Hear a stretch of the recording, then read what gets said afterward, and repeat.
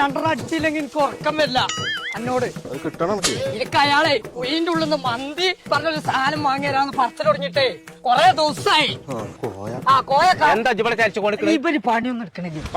ഇതുപോലെയല്ല പണി എടുക്കാത്തത്. ഇജാണ് ബലിയും കൂടി നാസാക്കണേ. നീച്ചാവുന്നു ആ കോഴി എടുത്തോളൂ പോന്ന ബലിയും കൂടി സ്വീപ്പാക്കാണ്. എനിക്ക് പെരിയിലുണ്ടായിരുന്നു പണി. എനിക്ക് ഇന്നെങ്കിലും ഒരു ദിവസം മന്തി വാങ്ങിയോ. ഇയാൾ പോയോക്കാ ഇന്നലെ അവിടെ കിടക്കണം. വീട്ടിൽ പോന്നെ അവിടെ നിൽക്കേ. ഇജേ ഇത് കോണി എടുക്കണ്ട, കോണി ആർത്തോളാം. ആ കടിക്കാ.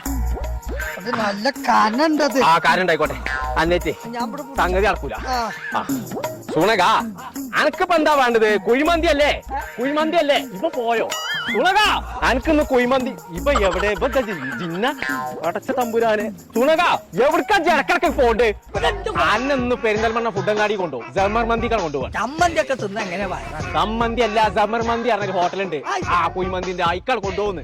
പോട്ടെ. ആ ഞമ്മളേ ഇജായിന്ന് വിട്ടാ, ഇത് വിട്ടാ ഞാൻ എടുത്തോളാം. ആ മാറിക്കവിടുന്ന്. ആ കോണി ഞാൻ കൊണ്ടുപോയിക്കോളാം. എനിക്കിന്നേ മന്തിന്റെ പീറ കെടുത്തുന്ന ദിവസമാണ് ഞാൻ.